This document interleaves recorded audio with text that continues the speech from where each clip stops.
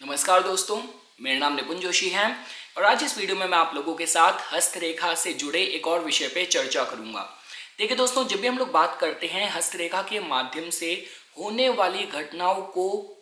पहले से उनका पूर्व निर्धारण कर लेना, उनकी प्रिडिक्शन कर देना, उन चिन्हों को सही तरीके से आकलन करना, तो उसकी क्या क्या श्रेणी, क्या क्या कैटेगरी होती है, आज उसी पे मैं आप लोगों से बात करूंगा। और मैं कुछ ऐसे चिन्हों की मैं आपसे बात करूंगा जिनको लेके आप अपने मन में कभी दुविधा मत रखिएगा। अगर ये सिंबल्स आपको मिलते हैं तो उनके होने की जो संभावनाएं हैं, चाहे वो घटना इवेंट के तौर पे, चाहे वो व्यक्तित्व के गुणों और लक्षण के तौर पे, ये संभावनाएं काफ़ी ज़्यादा बढ़ जाती हैं। तो ठीक है दोस्तों, हम लोग हमारी चर्चा को शुरू करते हैं। और इससे पहले कि मैं आप लोगों को ये जो योग मैंने आज के लिए सोचे हैं उनको एक्सप्लेन करना शुरू करूं, एक क्विक मेरे को अपडेट देनी थी कि अगर आप लोग मुझसे अपनी हस्तरेखा का विश्लेषण करवाना चाहते हैं, कुंडली का अध्ययन करवाना चाहते हैं, तो इस वीडियो के डिस्क्रिप्शन पे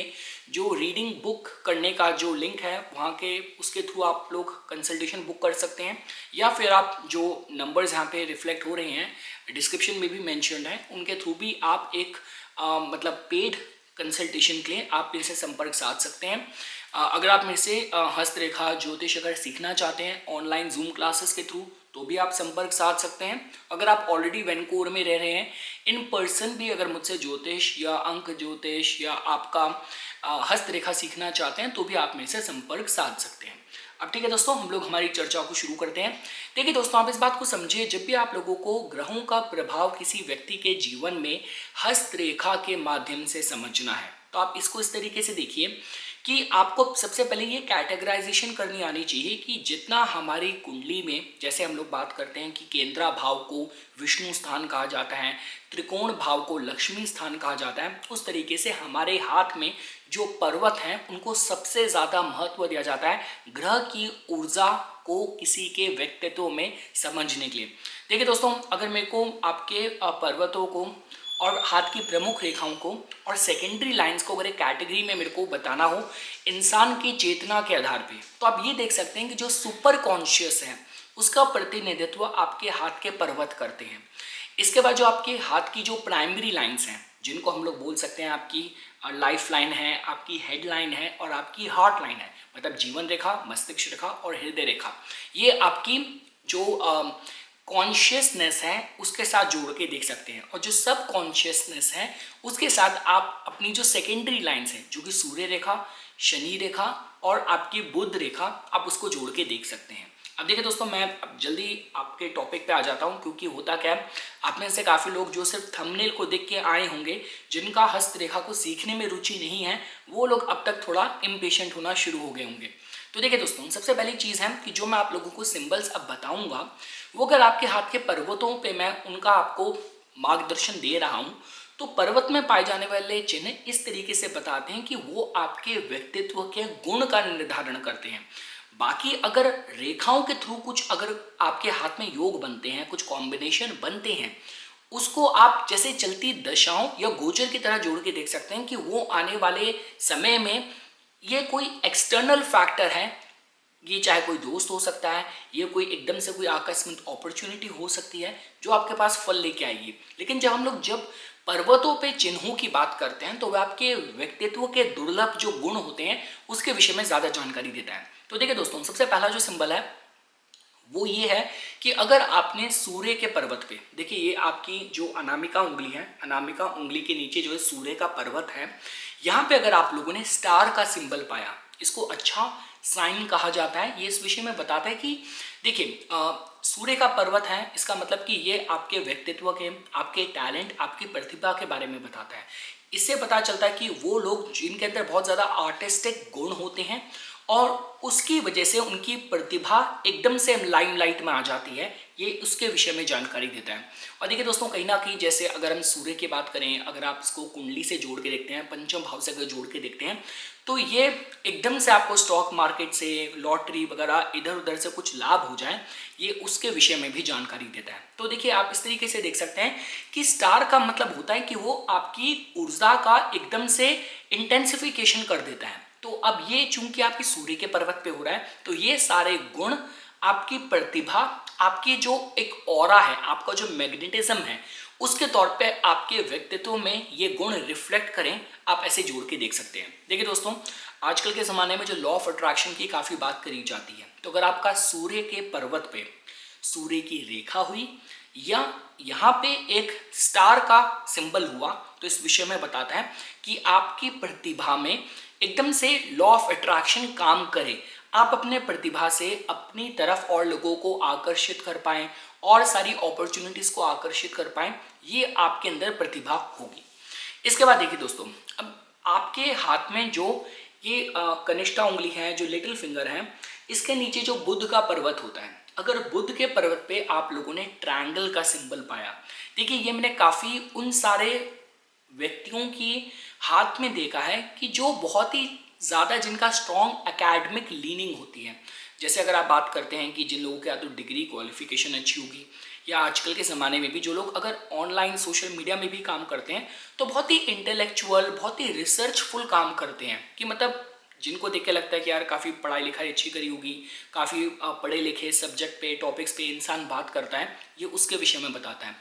और साथ साथ व्यापार में भी कोई बहुत कार्य कुशल हो, ये उसके बारे में भी जानकारी देता है। अगर आपने बुध के पर्वत पे त्रिकोण या ट्रायंगल का सिंबल आपने पाया। इसके बाद देखिए दोस्तों, अगर आप लोगों ने बृहस्पति के पर्वत पे, ये आपकी इंडेक्स फिंगर है, इंडेक्स फिंगर के नीचे जो बृहस्पति का पर्वत है, यहाँ पे अगर आपने स्क्वायर का सिंबल पाया, इसको हम लोग टीचर स्क्वायर बोलते हैं। इसका मतलब ये कि आप बहुत अच्छे टीचर हो सकते हैं, आपकी जो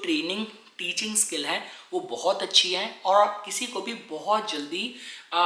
इंस्पायर कर सकते हैं, किसी को भी बहुत जल्दी मतलब मोटिवेट कर सकते हैं। शायद ये कारण है कि जो बड़े बड़े जो कथावाचक होते हैं, बड़े बड़े जो मोटिवेशनल स्पीकर होते हैं, उन लोगों के हाथ में आप लोगों को ये टीचर्स स्क्वायर का सिंबल आप लोगों को बृहस्पति के पर्वत पे मिलेगा। इसके बाद देखिए दोस्तों, आजकल के ज़माने में जब हम लोग बात करते हैं,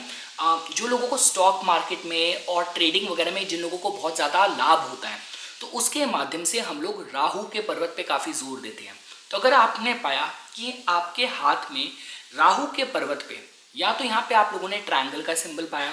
या तो यहाँ पे आप लोगों ने स्क्वायर का सिंबल पाया, तो इस विषय में जानकारी देता है कि आपको जो भी ये स्टॉक मार्केट से जुड़ी जो चीज़ें होती हैं, जो भी आकस्मिक कम समय पे होने वाले जो लाभ होते हैं, धन लाभ होते हैं, ये उन सारे एरियाज की तरफ ये जानकारी देता है, अगर आपके हाथ में राहु के पर्वत पे आपका ट्रायंगल या आपका स्क्वायर का सिंबल हुआ। इसके बाद देखिए दोस्तों, जब हम लोग बात करते हैं आपकी हाथ की रेखाओं की, देखिए आप इस तरीके से समझिए कि हाथ की रेखाओं में जो भी अब आपको सिंबल्स मिलेंगे, अभी तक जो कुछ भी मैंने आपको बताया वो आपके व्यक्तित्व के गुणों के विषय में बता रहा था। अब जो मैं आपको रेखाओं के माध्यम से बताऊंगा, वो आपने ये करना है कि आपको देखिए, सबसे अच्छा जो रेखाओं को टाइमिंग करने का सिस्टम होता है वो कीरो 7 सिस्टम होता है। अब कीरो का सिस्टम अपनी हाथ की रेखाओं पे अप्लाई कीजिएगा, और प्रमुख था आपका जो जीवन रेखा है और जो आपकी शनि की रेखा है, भाग्य रेखा जिसको बोलते हैं, इन दोनों पे अगर आपने उठती रेखाएं पाई, आपने उनको टाइम करा, तो उस उम्र में जीवन रेखा से जो उठती रेखाएं होती हैं वो बताती हैं कि आपके लाइफ के कुछ मांगलिक कार्य हो सकते हैं। जैसे बोला जाता है विवाह होना, घर लेना, संतान प्राप्ति, कोई प्रमोशन देखिए वो शनि रेखा का डोमेन आ गया, लेकिन आपके निजी व्यक्तिगत जीवन की और मांगलिक कार्यों से जुड़े जो भी इवेंट हैं, उसको कहीं ना कहीं आप जीवन रेखा से उठती रेखाओं के साथ जोड़ के देख सकते हैं। और देखिए दोस्तों, इसमें कहीं ना कहीं आपके परिवार का भी योगदान हो सकता है। इसके बाद जब हम लोग बात करते हैं आपकी शनि रेखा में आपने उठती रेखाएं पाई, तो इन रेखाओं को आपको टाइम करना है, और वो जो समय होगा वो आपके व्यापार में, आपके करियर में कुछ ग्रोथ का, वृद्धि का, आप उस उम्र में, उस एज में इन इवेंट्स को जोड़ के देख सकते हैं। जैसे बात करी जाए, आपको एक ब्रांच से दूसरे ब्रांच में शिफ्ट कर दिया, या आपके नेचर ऑफ वर्क में कुछ नया पोर्टफोलियो ऐड हो गया, या प्रमोशन जैसा मैंने आपको बताया, या अगर आप व्यापार में, बिजनेस में भी हैं, आपने कुछ नई फ्रेंचाइजी ओपन करी, कुछ नई इंडस्ट्री आपने लगाई, कोई नई फैक्ट्री लगाई, इन सब की जानकारी शनि रेखा में उठती रेखाओं से आप इसको जोड़ के देख सकते हैं। और लास्टली देखिए दोस्तों, जब हम लोग बात करते हैं आपके हाथ की सूर्य रेखा से, देखिए सूर्य रेखा बताती है आपके टैलेंट और आपकी प्रतिभा के बारे में। अब देखिए, जब हम लोग बात करते हैं कि वो एक इंसान एक अच्छा सिंगर था, बाद में उसने अपना म्यूज़िक लेबल स्टार्ट कर दिया, उसने सिंगिंग से बाद में वो इंसान एक्टिंग में चले गया, उसको हॉलीवुड से ऑफ़र आ गया, बॉलीवुड से ऑफ़र आ गया, उसने अपना एक रेस्टोरेंट का बिजनेस स्टार्ट कर दिया। लेकिन वो सब हुआ उसकी प्रतिभा, उसके टैलेंट, उसकी स्किल की वजह से। तो यहाँ पे देखिए दोस्तों, देखिए अब मैं दोबारा क्लियर कर देता हूँ। बुद्ध के पर्वत पे जो आप सिंबल पाते हैं वो बताता है आपका व्यापारिक जो क्षमता है, कुशाग्रता है, वो कितनी है। यहाँ पे मैं बोल रहा हूँ कि आपका जो कहते हैं ना कि आपका जो तेज था या आपका जो अब उसको क्या वर्ड यूज़ करें कि जैसे कि आपके अंदर चाहे आप अट्रैक्शन बोल लीजिए, प्रतिभा बोल लीजिए, लाइमलाइट बोल लीजिए, फेम बोल लीजिए, कि वो इतनी थी कि खुद आपके पास अपॉर्चुनिटी आई और आपने अपने उस टैलेंट को, उस फेम को अपने को डाइवर्सिफाई करने में यूज़ करा। ये हमें जानकारी पता चलती है जब सूर्य रेखा से अब ब्रांच जाती हुई जोड़ के देखें। तो ठीक है दोस्तों, मैंने सोचा नहीं था इतनी लंबी वीडियो होगी, ऑलरेडी ऑलमोस्ट 10 मिनट की वीडियो होगी। आप अपना इसी तरीके से अपना सपोर्ट बरकरार रखिए, मेरे को इसी तरीके से मोटिवेशन मिलती रहेगी कि मेरे को पामिस्ट्री के टॉपिक पे भी और वीडियोस बनाती रहनी है फिर।